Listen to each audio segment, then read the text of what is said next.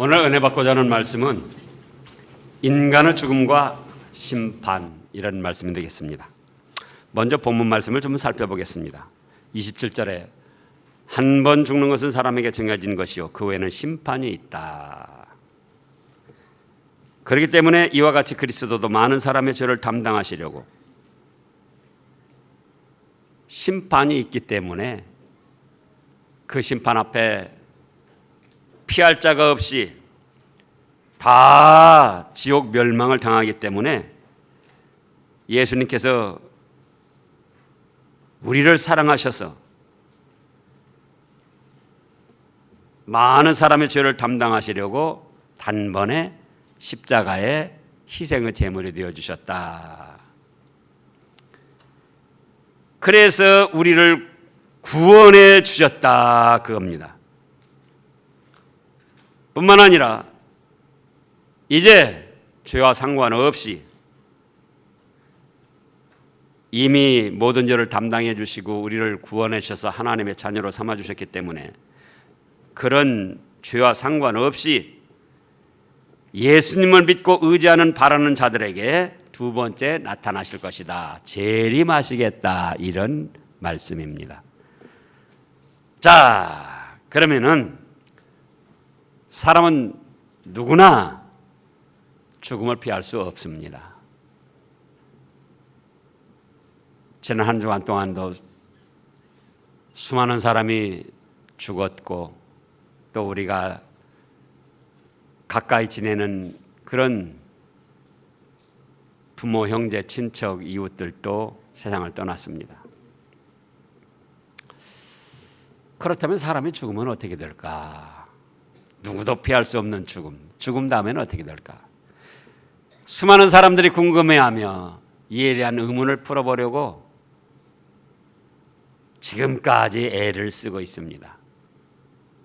그러나 인간의 힘이나 지혜나 과학이나 인간의 능력으로는 죽음 건너편의 문제들을 풀 수가 없습니다. 왜냐?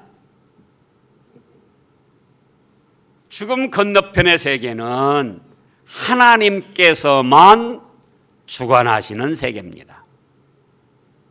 사람이나 그 어떤 것도 영향력을 행사할 수 없는 하나님의 주관과 영향력 아래 그대로 다스림을 받을 수밖에 없는 그런 세계입니다. 그렇다 할지라도 죽음 세계 건너편은 어떻게 될까? 오늘 말씀을 보면은 그 해답을 얻을 수가 있습니다. 자, 오늘 말씀에서 보면 첫째로 27절에 있는 대로 먼저 한 번 죽는 것은 사람에게 정하신가라고 했는데 죽음이란 무엇이냐, 그겁니다. 물론 우리가 어렴풋이 알고 있죠. 그러나 하나님께서 정해놓으신 죽음이란 어떤 것이냐? 사람은 하나님의 형상대로 창조되었습니다. 하나님의 형상이라는 것은 이런 물질적인 물체를 말씀하는 게 아니고 하나님은 영이시니 예배하는 자가 신령과 진정으로 예배할지니라. 하나님의 형상이라는 것은 하나님처럼 영적 생명체라는 거예요. 하나님의 형상대로 창조했다는 것은 사람을 영혼 있는 생명체로 만드셨다는 겁니다. 그래서 창세기 1장 28절에 보면은 그 사람에게 번성하고 생육하고 또 땅을 정복하고 다스리라는 축복을 내리셨어요. 그러나 영혼만 가지고는 생육하고 번성할 수가 없어요. 그래서 2장 7절에서 흙을 취해서 육신 형체를 만드신 겁니다. 전지전능하시기 때문에 찰나적으로 함께 만드신 거예요. 영혼과 육신을. 그래서 인생이란 무엇이냐? 하나님의 형상대로 창조된 영적 생명과 흙에서 취한 육신이 결합된 것이 바로 인생이다, 그겁니다. 그런데 그 인생이 어느 정도 살다 보면은 육신의 기능들이 쇠해지고 약해져서 마비가 됩니다. 그런 것들을 우리가 병이라고 그러죠. 또 그런가 하면 불행한 사건, 사고 등으로 또는 수명이 다해서 하나님이 그 사람에게서 그 영혼을 취하시는데 육신과 영혼이 결합되어 있다가 영혼이 육신을 떠나는 바로 그 순간 육신의 호흡은 정지가 되고 사람은 죽었다 이렇게 하는 겁니다. 그럼 육체는 흙에서 취했으니 흙으로 돌아가는 거예요. 그러나 영혼은 비물질적인 존재이기 때문에 계속 생명을 가지고 살아갑니다.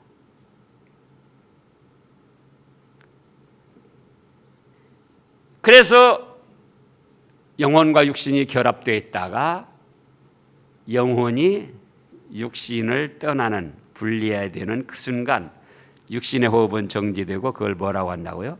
죽음이라 이렇게 한다 그겁니다. 두 번째로 그 다음에는 어떤 일이 벌어지는가 그겁니다. 한번 죽는 것은 사람에게 정하신 것이요 그 후에는 뭐가 있다 하셨습니까? 심판이 있다 그겁니다. 뭐가 있어요? 심판이 있습니다. 자, 많은 사람들이 육신이 숨이 멈춘 그 시신을 굉장히 중요하게 생각을 합니다. 물론 하나님의 뜻과 진리를 모르는 사람들은 육신만 있는 줄 아니까 그 육신을 중하게 여길 수밖에 없죠. 그러나 육신의 근본은 흙에서 취한 것이기 때문에 영혼이 분리되는 순간 그 육신은 완전히 흙의 상태로 돌아갑니다. 흙의 상태로 돌아간다는 것은 아무 감각이 없어요. 느낌이 없어요. 흙과 똑같은 무기물의 존재라 그겁니다.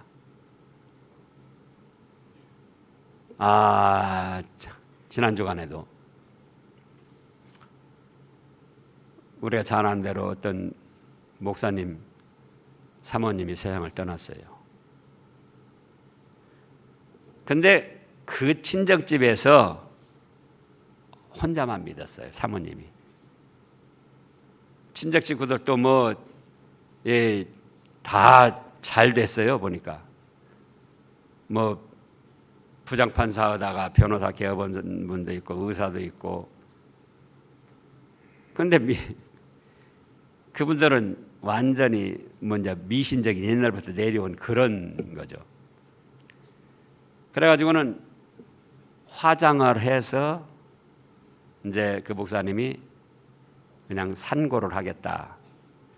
어디다 봉안하는 게 아니고 안치시키는 게 아니고 시신은 흙에서 왔다 흙으로 돌아가는데 그냥 산에 가서 다 이렇게 흩어 뿌리도록 그렇게 하겠다는 거예요. 그러니까 안 믿는 친정 식구들이 난리가 났어요. 그리고 또 화장장에 이렇게 들어가는데 아무개야 하고 이름을 불러야 된다는 거예요. 그래야 화장장에 들어갈 때 그 불 탈 때 그때 그 영혼이 빠져나온다는 거예요. 그러니까 그 목사님이 그런 건 다 미신적인 것이다. 정말 육신이 뭔가 느낄 수 있다면 우리가 이렇게 꽁꽁 묶어가지고 관 속에 넣어가지고 숨도 못 쉬게 답답하게 해놓고 그걸 불에다 집어넣어서 되겠느냐. 또 그때서야 영혼이 불러내야 아무개야 하고 불러야 그때 나온단 말이냐. 이미 죽음이라는 것이 영혼과 육신이 결합되어 있다가 육신에서 영혼이 떠나는 그 순간, 영혼이 떠나니까 바로 죽는 것이다. 그래서 이미 예수님을 믿어서 천사들에게 받들려 천국에 갔기 때문에 불 앞에 들어갈 때 아무개야 부르는 그런 건 미신적인 거니까 하면 안 된다. 근데 사람들은 그렇게 생각하는 거예요. 영혼이 떠나면은 육신은 무기물, 무감각한 아주 흙의 존재가 돼서 아무것도 느끼거나 알지를 못해요. 그러나 영혼은 살아있기 때문에 오감을 다 가지고 있습니다. 즉 시각, 영혼은 바라볼 수가 있어요. 청각, 들을 수가 있어요. 또 후각, 냄새도 맡을 수 있어요. 저희 집안도 작은 어머니가 무당 비시더니 그래요. 신이 내려가지고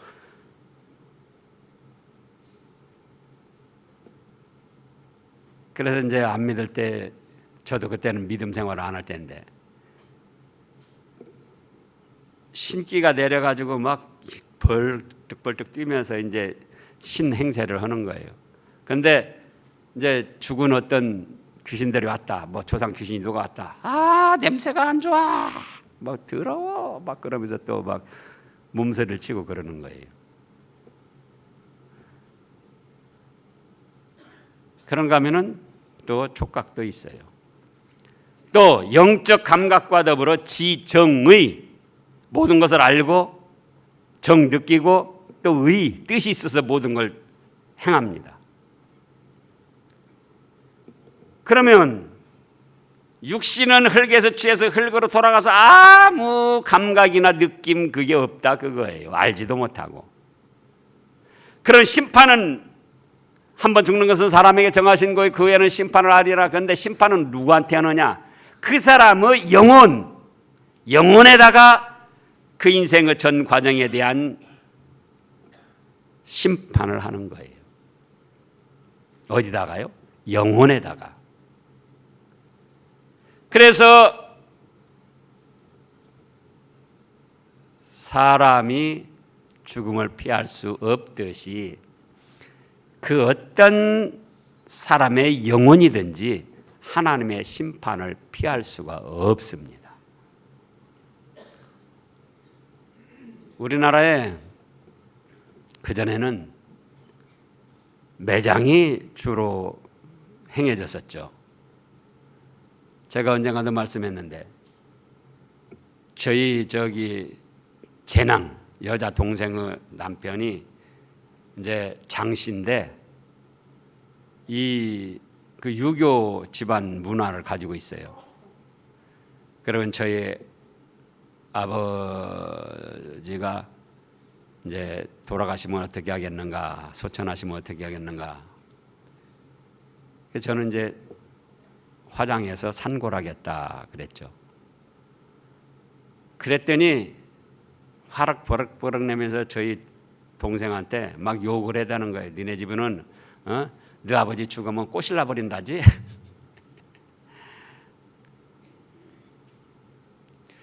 근데 어디에선가 어디 TV 방송에서 사람이 죽은 다음에 시신이 어떻게 돼가는가 그 과정을 방송을 했다는 거예요. 근데 사람이 죽으니까 죽는 순간에 육신에 사람 몸을 파먹는 숙주가 들어가 버려요. 그래가지고 땅속에 묻어놨는데 땅속에서 그것이 숙주가 이제 살 파먹으면서 곰팡이로 군뱅이로 자라나가지고는 야금야금 파먹는 거예요. 그래가지고는 결국은 썩 없어진다는 것도 있지만은 그렇게 그 군뱅이가 파 먹어가지고 이제 사람 시신이 없어지는 거예요. 그걸 보고는 그 다음부터는 아무 소리도 안 하고 근데 그것이 벌써 한 30년 아니군요. 여기 오셔서 그렇게 했으니까 한 15년쯤 됐죠.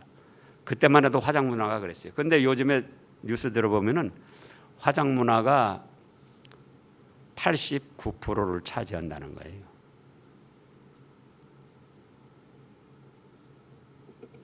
그러니까 화장을 하든 매장을 하든 또는 이 아프리카나 그 미개지에서는 조장이라는 걸 합니다. 사람 시신을 산에 잘 보이는 나무에다가 얹혀 놓으면은 까마귀나 독수리가 와서 그거를 살을 쪼아 먹는 거예요. 그러면 살이 빨리 쪼아 먹어서 없어질수록 그 영혼이 빨리 하늘로 간다는 거예요. 또 어느 데서는 수장을 합니다. 물속에다가 돌멩이 달아가지고 빠뜨려가지고는 그대로 수장을 하는 거예요. 그러나 그 과정이 어쨌든 시신은 전혀 느끼질 못하는 거예요. 알질 못하는 거예요. 흙의 무기물. 심판은 누가 받는다? 그 사람의 영혼이 받는다 그거예요. 영혼이. 한 번 죽는 것은 사람에게 정하시는 것이고 그 후에는 심판이 있으리니.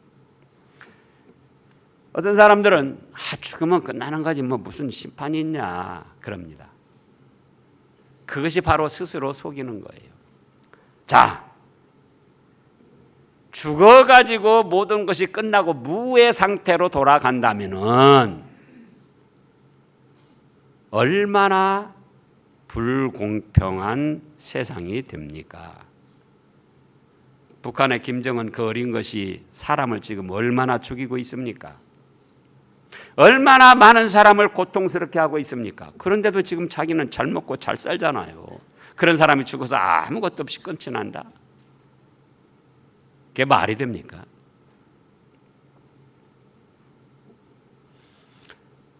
제가 안양에 있을 때 어떤 그 여자가 있었어요. 20대 후반의 여자가 있었는데 홀어머니 밑에서 이제 자기 어머니가 이혼당하고 외딸로 자란 거예요. 어렵게 자랐죠.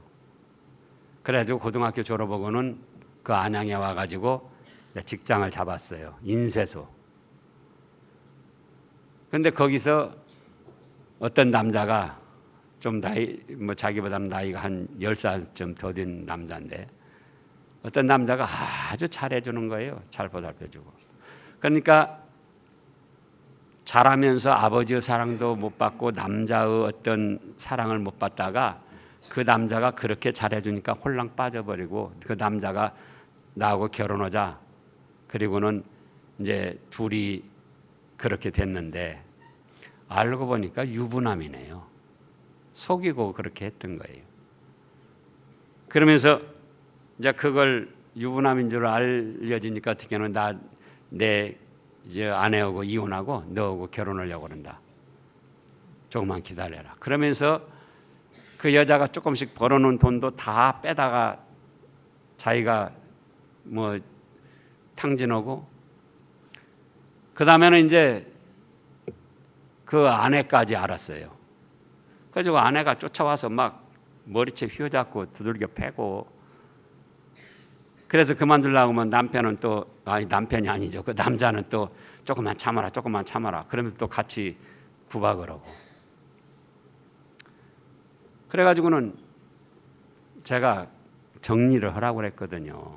이건 시작도 잘못되고 이렇게 되면은 너만 불행하게 된다. 근데 결국은 정리를 못하고 있다가 이제 남편이 아니고 그 남자한테도 나중에는 두들겨 맞고 돈도 다 뺏기고 얼마 조금씩 있는 것도 다 빼앗기고 여자는 여자대로 또 쫓아와서 그렇게 구박하고 그래가지고는 별 수 없이 이제 정리를 했어요.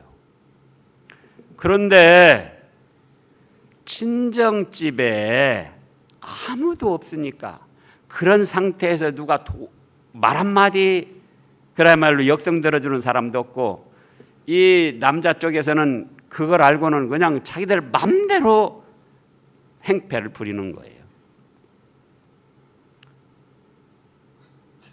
그거 어떻게 합니까?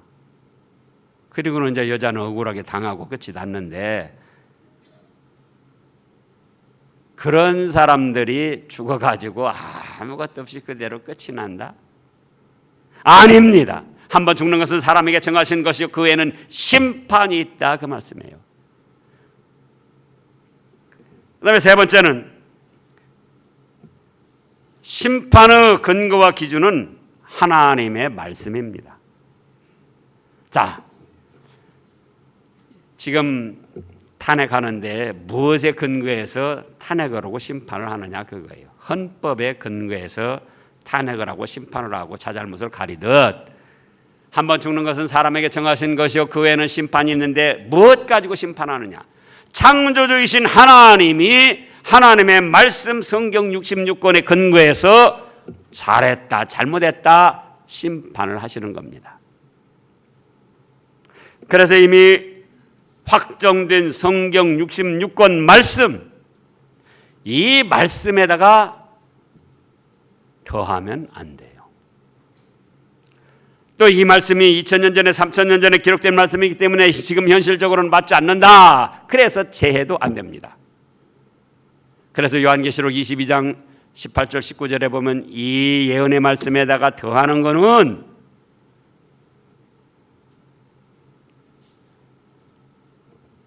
이 책에 기록된 재앙들을 더하실 것이다. 그게 뭡니까? 믿는다 할지라도 이 성경 말씀에 없는, 내가 새로운 계시 예언을 받았다, 내 말을 따르라, 그런 사람이 있다면은 예수님을 믿는다 할지라도, 하나님을 섬긴다 할지라도 이 책에 기록된 지옥 형벌, 둘째 사망, 유황 불바다 형벌을 받게 된다는 거예요. 또 이 말씀에서 제하해 버리면 거룩한 성과 생명나무의 참여함을 제하해 버리시리라 그랬어요. 곧 예수님의 사랑과 천국에 가지 못하고 지옥 멸망을 당한다는 뜻입니다. 그런데 오늘날 이 성경 66권의 말씀에다가 더하는 세력들이 많이 생겨납니다. 신천지 이만희도 그 종류 중에 하나예요. 자, 자기가 깨달은 희한한 해석을 하면서 비유의 말씀, 비유의 뜻을 알아야 된다. 성경 어디에 비유의 말씀, 비유의 뜻을 알아야 죄 용서받고 천국 간다고 했습니까? 예수님을 믿음으로 말미암아 천국 가는 거예요.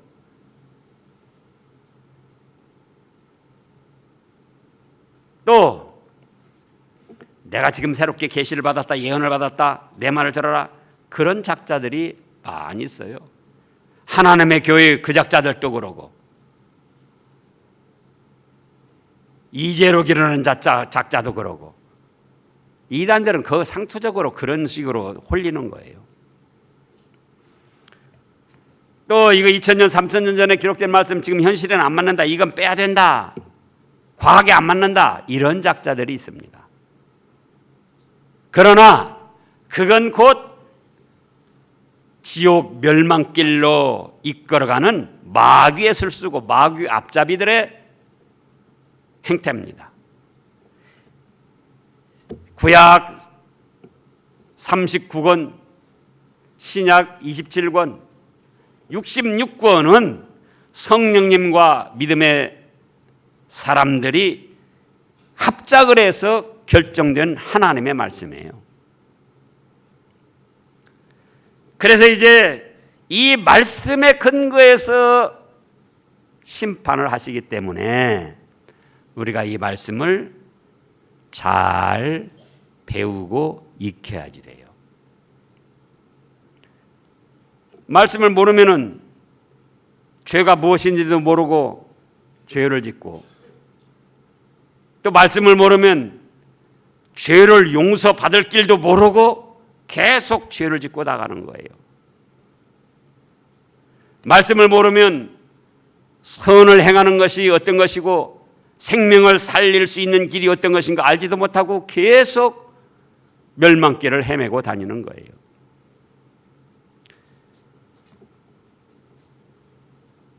어제도 어떤 집사님이 그런 말씀을 했습니다. 하루에 시간이 바빠도 한 절이라도 꼭 타이핑을 한다는 거예요. 손으로 쓰기도 이제 그러니까 컴퓨터로 이렇게 한다는 거예요. 제가 저 전주에 있을 때 거기 이제 권사님 아들이 있어요. 근데 아들들이 다 괜찮은데 아들이 5인가 되는데 그 중에 하나가 조금 거칠어요. 그러니까 그 권사님이 그 아들 때문에 눈물을 흘리며 기도를 많이 해요. 그래가지고는 꼭 성경 말씀을 읽어라. 그래가지고는 이제 읽는지 안 읽는지도 모르고 확인을 못하니까 출근하기 전에 포켓 성경 줘가지고는 출근하기 전에 꼭 넥타이 다 베고 정장 입고 이제 출근하고 나가기 전에 성경 펴가지고 한 절씩이라도 꼭 읽도록 하는 거예요. 그 어머니가 눈물을 흘리며 기도하며 그렇게 애원하니까 그거를 하더라고요. 한 절씩이라도 읽는 거예요. 출근하기 전에. 그런데 그 후에 그 아들이 잘 되었습니다. 하나님의 말씀은 읽고 듣는 것만으로도 하나님이 기뻐하시고 복을 주십니다.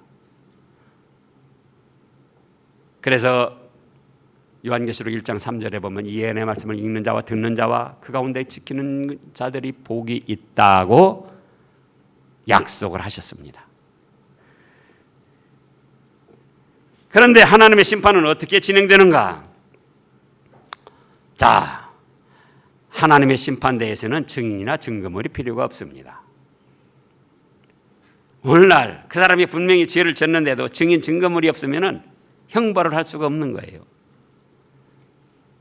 하나님 나라에 가서 심판받는데도 그런가? 아닙니다. 자, 우리가 잘 아는 대로 창세기 4장 8절에서부터 보겠습니다.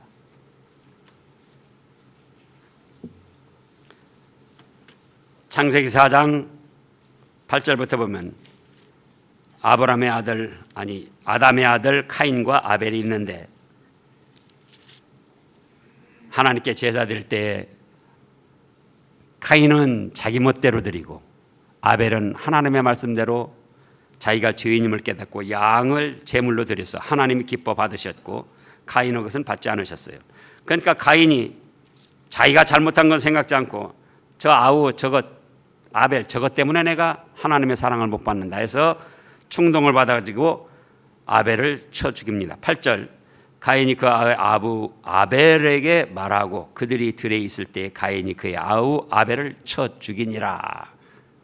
그때는 사람도 많지가 않은 때고 들이라고 그래도 아주 무성한 숲풀들이 있기 때문에 아무도 보지 않는 곳 들에 가서 돌로 쳐 죽였던 거예요. 증인도 없습니다. 그런데 하나님께서 9절에 뭐라고 하십니까? 여호와께서 가인에게 이르시되 네 아우 아벨이 어디 있느냐? 그가 이르되 내가 알지 못합니다. 내가 내 아우 지키는 사람입니까? 오늘날도 죄 지은 사람들이 이렇게 합니다. 너 잘못했지? 아닙니다. 증인 되세요. 증거 되세요. 그런데 10절을 보니까 이르시되 네가 무엇을 하였느냐? 네 아우 핏소리가 땅에서부터 네게 호소하느니라. 땅이 그 입을 벌려 네 손에서부터 네 아우 피를 받았은즉 네가 땅에서 저주를 받을 것이다. 증인 없고 증거물 없어도 그 장소 그 환경이 증인 증거물이 되어주는 거예요. 아무도 모르게 죄를 지어도 그 자기 어디 그 장소가 있잖아요.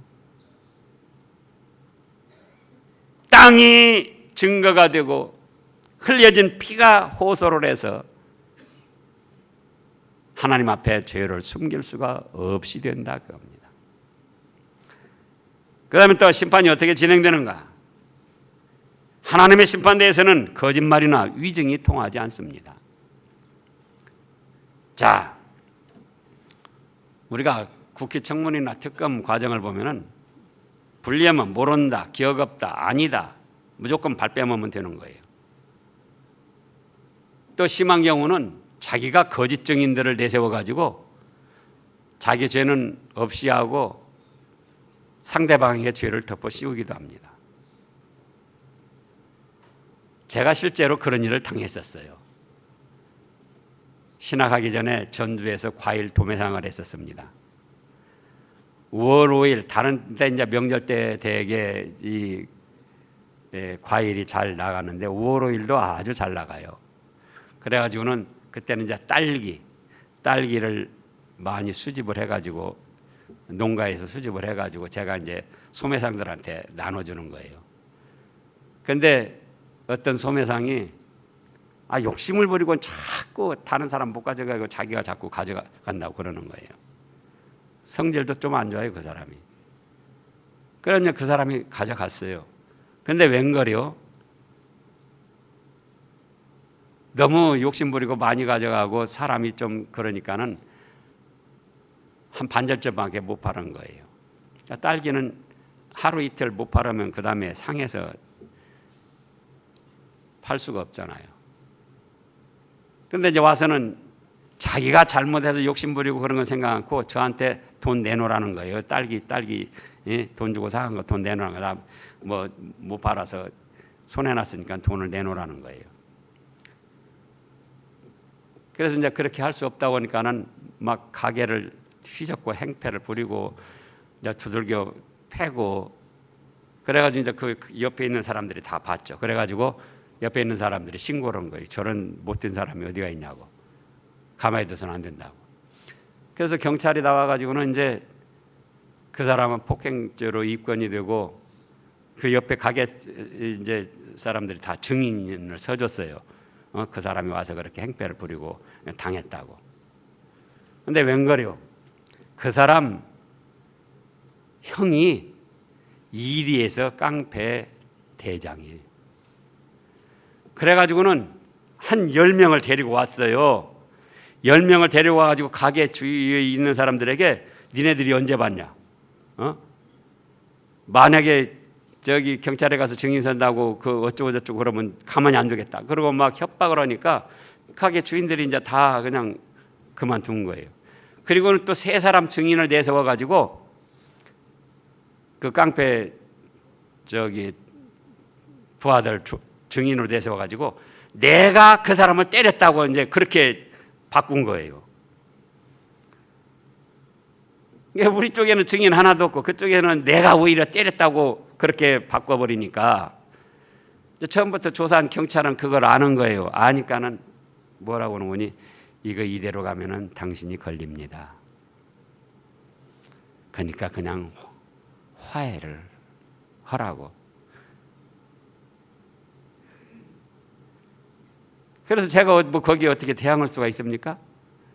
그래서 저만 손해나고 저만 두들겨 맞고 그대로 끝나고 말았어요. 근데 지금도 그런 일들이 일어나고 있어요. 지금도 돈 가지면 권세 있으면 그런 어떤 악한 세력이 있으면. 그런데 하나님 앞에서는 전지전능하신 하나님이시기 때문에 그런 거짓말 위증이 통하지 않고 그럴수록 더 죄가 가중되는 거예요. 벌이 가중되는 겁니다. 그 다음에 또 변호인이나 재물이 통하지 않습니다. 신명기 10장 17절을 보겠습니다. 구약 신명기 10장 17절. 자, 다 같이요. 너희는 너희 하나님 여호와는 신 가운데 신이시며 주 가운데 주시요 또 크고 능하시며 두려우신 하나님이시라. 사람을 외모로 보지 아니하시고 뭐라고 한다고요? 사람을 외모로 보지 아니하시고 뇌물을 받지 아니하신다 그거예요. 외모로 본다. 지금도 같은 죄인데도 변호사를 사면은 같은 죄인데 벌이 가벼워지고, 변호사를 안 사고 자기가 그냥 하면은 같은 죄인데 더 형량이 무거워집니다. 또 술수가 등한 변호사는 교묘하게 법망을 빠져나가 가지고는 있는 죄도 없이 만드는 거예요. 그런가 하면 유전 무죄, 무전 유죄, 그런 게 현재도 지금 일어나고 있잖아요. 근데 하나님 앞에는 사람을 외모로 취하지 아니하신다 그겁니다. 뭐 변호사다, 아무 일자무식인 그런 그냥 시골 무학자다, 돈이 많다 없다, 권세가 있다 없다, 외모나 물질에 의해서 좌우되는 게 아니고 공평과 정의로 행한 대로 갚으십니다. 마태복음 16장 27절을 보겠습니다. 마태복음 16장 27절.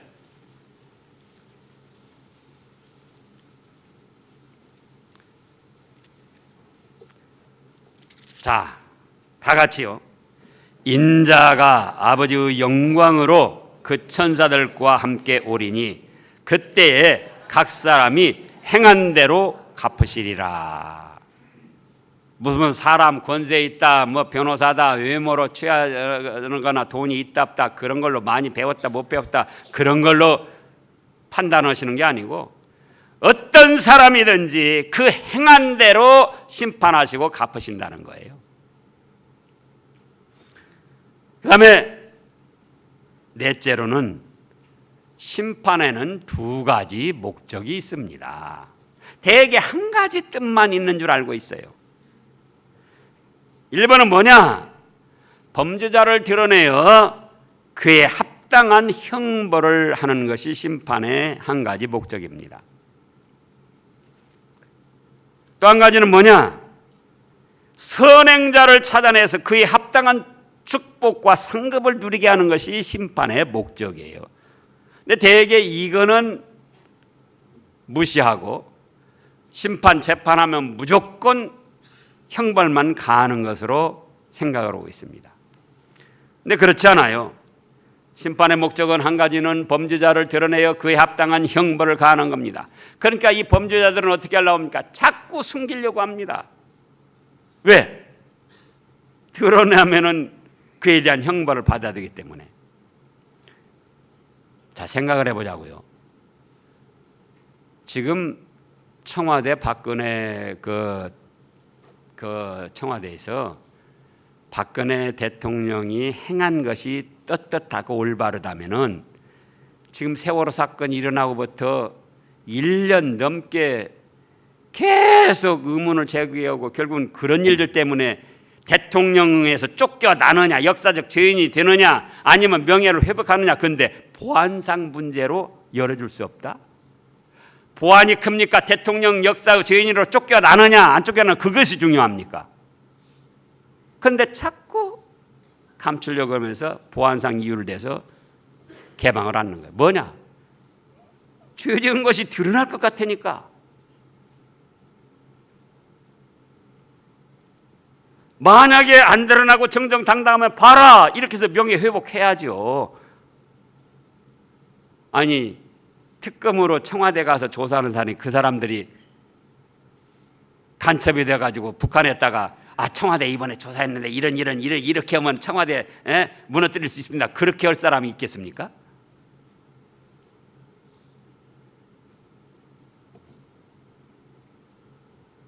너무 어처구니없는 그런 짓을 하는 거예요. 오늘도 마찬가지예요. 거기뿐만 아니라 죄가 있는 사람은 자꾸 뭔가 숨기고 감추려고 그래요. 그러나 숨긴다고 숨어지는 것이 아닙니다. 또 마태복음 10장 26절을 보겠습니다. 마태복음 10장 26절.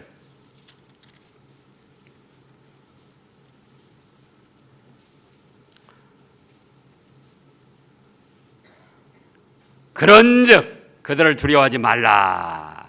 뭐라 했습니까? 그 다음에 감추인 것이 드러나지 않을 것이 없고 숨긴 것이 알려질 것이 않을 것이 없느니라. 보세요.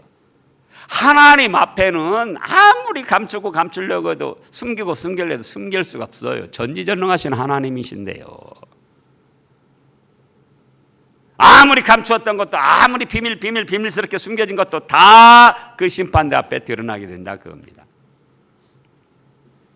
그래서 숨은 잘못도 드러나지만은 숨은 믿음의 선한 행위도 그때는 다 드러나서 그동안 네 믿음의 선한 행위가 숨겨져서 인정도 못 받고 대우도 못 받는데 자 이제는 상급과 존귀 영광을 누려라. 그래서 그 심판을 통해서 그때 다 드러내가지고 상급과 영광을 누리게 하신다 그 말씀이에요.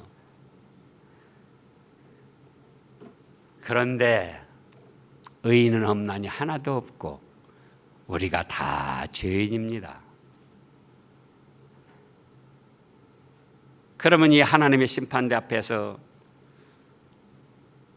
다 죄인으로 낙인 찍혀서 지옥 형벌과 저주를 받을 수밖에 없어요. 그러니까 사랑이 많으신 예수님께서 사람의 몸을 입고 이 땅에 오셔가지고 우리 죗값을 지고 대신 십자가에 죽어주신 겁니다. 그래서 이 예수님을 믿는 사람들에게는 예수님이 죗값 대신 담당했으니까 죄를 용서해 주시고 하나님의 자녀로 삼아주셔서 그 심판대 앞에 섰을 때에 믿음의 선한 행위대로 상급과 영광을 누리게 하신다 그 말씀이에요. 오늘 또 할 일 없어서 여기 나오셨습니까? 오늘 또 수많은 사람들이 야외로 또는 어디서 즐기면서 그 예수 믿는 것들 오늘 또 재미없이 교회 가가지고는 뭐 그러네 저러네 뭐 찬송하고 기도하고 뭐 그것들 무슨 맛으로 사는지 몰라. 그러면서 비웃기도 할 거예요. 그러나 지금은 그런 일들이 통한날지라도 하나님의 심판대 앞에 가면은 그런 일들이 다 드러나서 그에 대한 합당한 형벌을 받게 되는 거예요. 그러나 세상 여러 가지 일들을 접어놓고 내 개인적인 욕심과 어떤 행하고자 하는 걸 접어놓고 하나님의 말씀을 따라서 주의를 거룩히 지키라 한 그 말씀대로 하나님 앞에 나와서 경배드리면은 지금은 별 볼 일 없는 것 같죠.